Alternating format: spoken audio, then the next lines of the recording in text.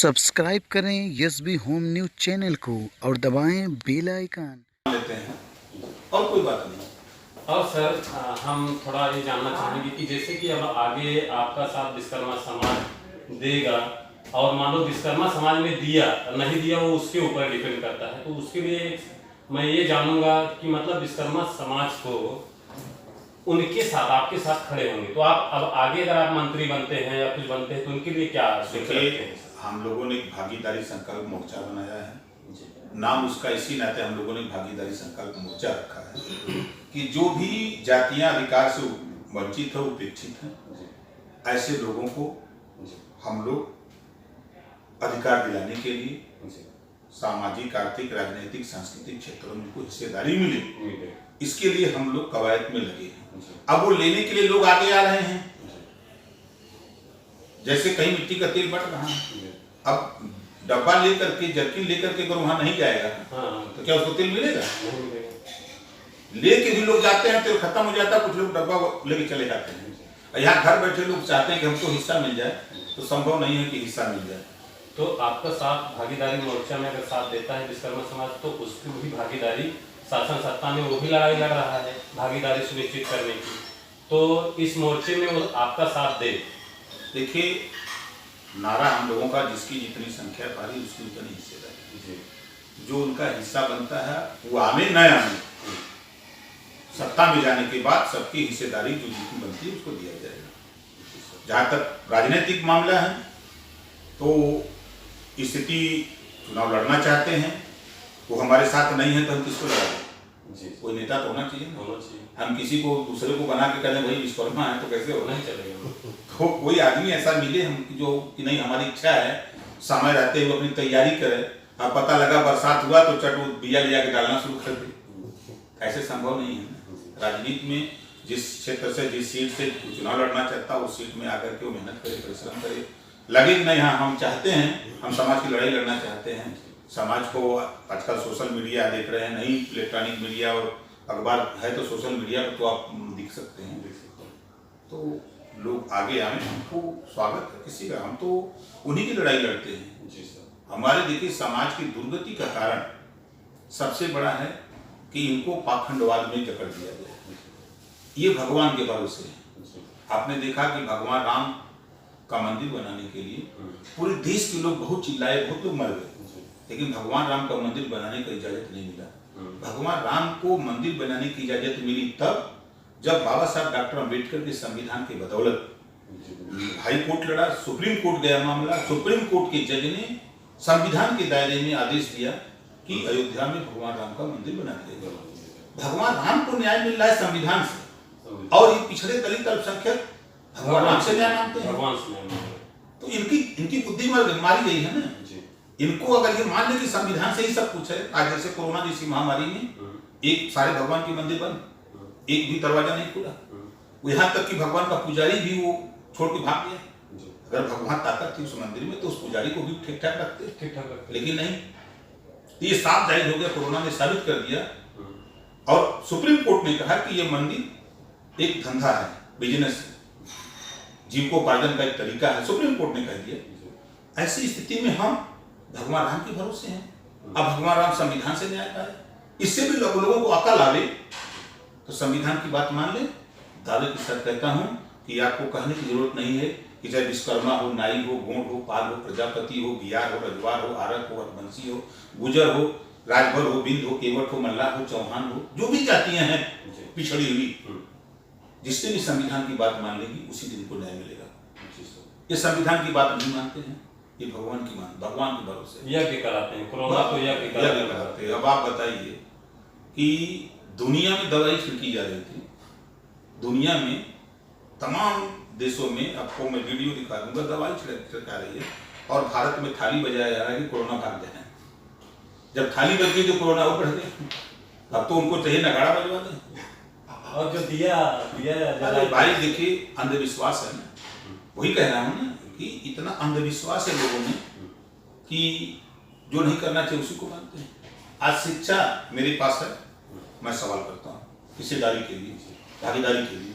जो अशिक्षित है उसके पास फुर्सत नहीं है, वो रोजी रोटी में सुबह रोटी दाल के लिए परेशान है, उसके पास नहीं। इसी नाते देखिए मंदिर में दीपक जलाने के लिए 10 करोड़ रुपया दिया जा रहा है, और यूनिवर्सिटी चलाने के लिए पूरे प्रदेश में एक मंदिर के लिए 10 करोड़ रुपया खाली दीपोत्सव के लिए, और पूरे देश में विद्यालय चलाने के लिए 5 करोड़, प्रदेश में 5 करोड़। वो जानते हैं ना कि विद्यालय से पढ़ के निकलेगा तो सवाल करेगा, मंदिर से निकलेगा तो वो हाथ जोड़ेगा। बिल्कुल ठीक है। मंदिर पे ज्यादा मंदिर बनाया जा रहा है ना, तो स्कूल कॉलेज और मेडिकल लाइन, मतलब वहाँ उतना पैसा नहीं खर्चा किया जा रहा है कि जितना मंदिर में लोग खर्चा कर रहे हैं। जिसको जरूरत है वो खुदा नहीं तैयार है, जिसको जरूरत है जी। आज उठा के देखिए, सरकार की तरफ से एक भी विश्वकर्मा भगवान का मंदिर नहीं बनेगा, क्योंकि वो उनके इतिहास को जान जाएगा। सही है ना। सही।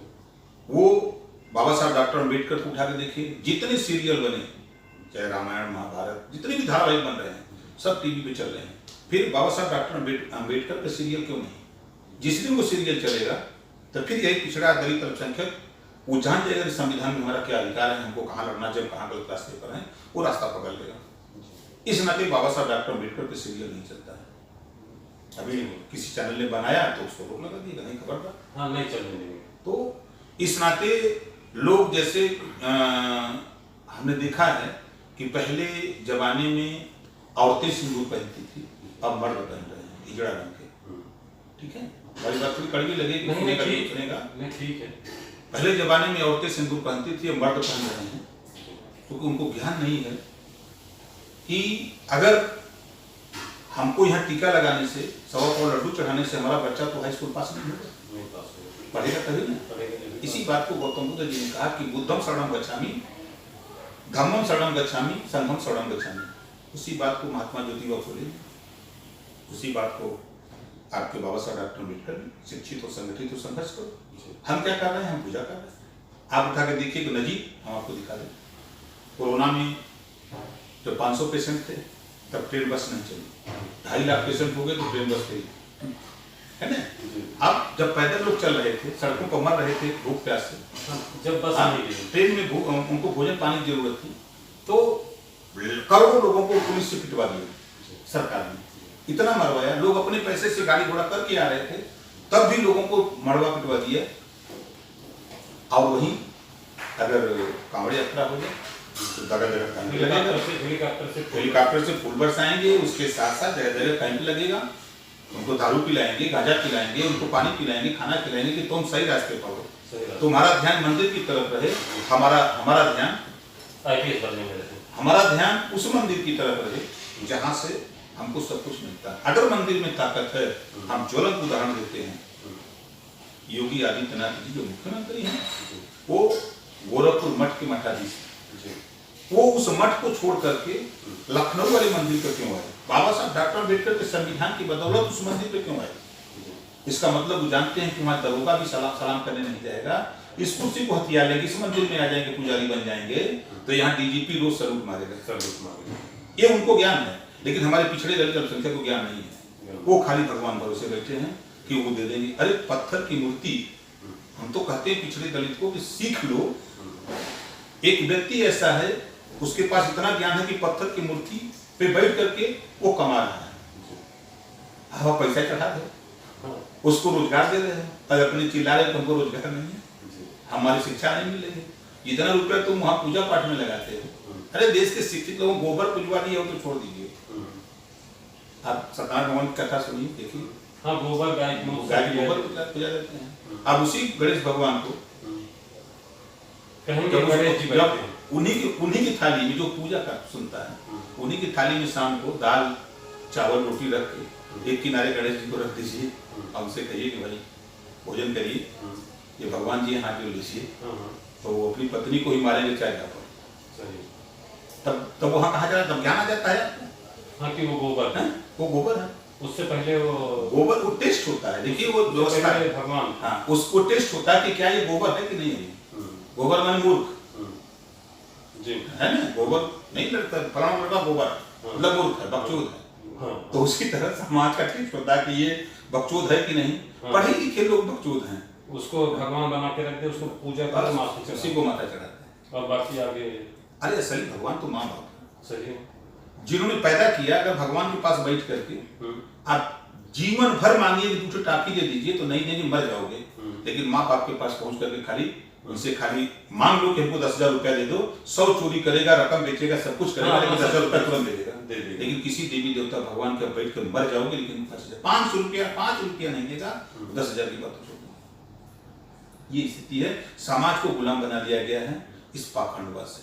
33 करोड़ देवी, 56 करोड़ देवता, 26 भगवान धरती पर पैदा हुए। बाप रे बाप, एक आदमी, एक देवी देवता, एक आदमी पर डबल लग जाए तब वो खर्च से सुधर जाए। और सर एक आपके मतलब इसमें मैंने सुना था, जस्ट एक और बात पूछेंगे, ये जो गाजी सरार का वो जो चल रहा है वहां पर लोग उसको भी तो भगवान मानने लग गए। देखिए ऐसा है ना, जिसको सुहेल देव राजा, आप अभी हमारे साथ चलिए, अभी हम सड़क पर चलें और आप वही थूक दीजिए कहीं सड़क पर जी, और हम 3 लोग देखने लगे, 5 मिनट के अंदर वहाँ 50 आदमी जुड़ जाएंगे। और फिर हम लोग चले आए, क्या बात है, क्या बात है, क्या बात है, और उसके बाद तो बात हो गई, कहा रही तो यहाँ कुछ होने वाला है, कोई पूजा पाठ होने वाला। तो देखिए अभी जैसे कोरोना, तमाम लोग कोरोना की माई मान दिए, कोरोना माई की पूजा शुरू कर दिए कि नोटे लड्डू, नोटे 10 नोटो चढ़ाने लगे। तो एक रोग है ना, ये कुछ भी कहते हैं उसी को लोग मान लेते हैं। बताए ना कि खुद निर्णय करने की क्षमता नहीं है, सोचने समझने की क्षमता नहीं है, जिसका नाजायज फायदा लोग उठा रहे हैं। और ये गुलाम बन करके ये उसमें लीन है, जो कमा लेते हैं। जब 2000 गर्मी होती है तो सत्यनारायण भगवान की कथा सुनते हैं।